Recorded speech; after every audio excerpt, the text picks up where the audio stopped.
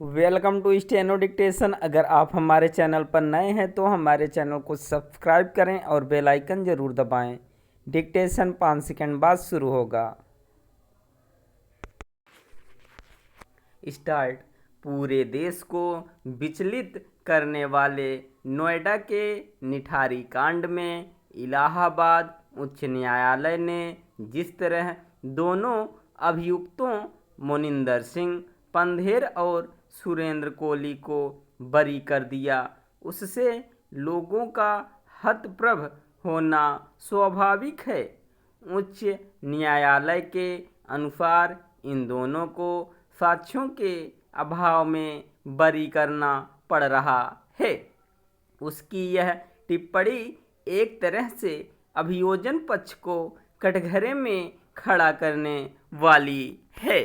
इलाहाबाद उच्च न्यायालय का फैसला इसलिए चकित करने वाला है क्योंकि गाजियाबाद की सीबीआई अदालत ने मोनिंदर सिंह पंधेर और सुरेंद्र कोहली को दोषी पाया था और उनके अपराध की गंभीरता को देखते हुए उन्हें फांसी की सजा भी सुनाई थी। 2006 में जब नोएडा के निठारी गांव में एक नाले से 19 लड़कियों और महिलाओं के कंकाल मिले थे तो पूरा देश सन्न रह गया था। इनमें 17 की पहचान भी हो गई थी। शुरुआती जांच में ही संदेह के घेरे में आए थे। कारोबारी मोनिंदर सिंह पंधेर और उसका नौकर सुरेंद्र कोहली मामले की गंभीरता को देखते हुए जांच सीबीआई को सौंपी गई और उसने यह पाया कि पंधेर की कोठी में काम करने वाला कोहली लड़कियों को बहला फुसलाकर लाता था और फिर उनके साथ दुष्कर्म करने के बाद उनकी हत्या कर देता था। सीबीआई इस नतीजे पर भी पहुंची थी कि इस जघन्य काम में पंधेर की भी भागीदारी रहती थी।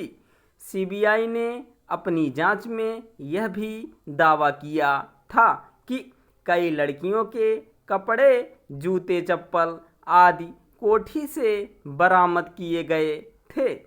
इलाहाबाद उच्च न्यायालय के निर्णय से यही स्पष्ट संकेत मिलता है कि उसे न केवल सीबीआई के दांवों में कोई दम दिखा बल्कि गाजियाबाद की सीबीआई अदालत के निष्कर्ष भी उसकी कसौटी पर खरे नहीं उतरे।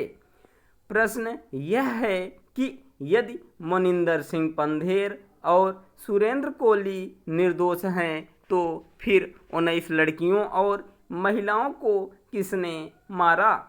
इस प्रश्न का उत्तर मिलना ही चाहिए, भले ही इसके लिए इस दिल दहलाने वाले मामले की नए सिरे से जांच ही क्यों ना करनी पड़े।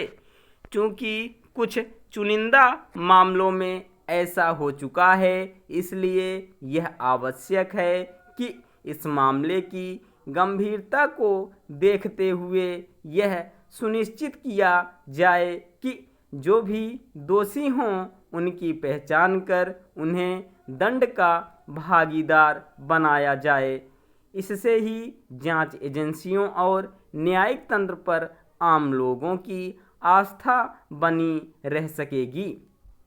यह ठीक है कि सीबीआई उच्च न्यायालय के फैसले को सुप्रीम कोर्ट में चुनौती देने पर विचार कर रही है, लेकिन यह काम यथाशीघ्र किया जाना चाहिए और शीर्ष अदालत को भी जितनी जल्दी संभव हो अपना निर्णय देना चाहिए। इसी के साथ यह पहेली भी सुलझनी चाहिए कि जब निठारी कांड के ही एक मामले में सुरेंद्र कोहली को मिली सजा को सुप्रीम कोर्ट ने भी बरकरार रखा, तब फिर वह अन्य मामलों में निर्दोष कैसे हो सकता है। स्टॉप।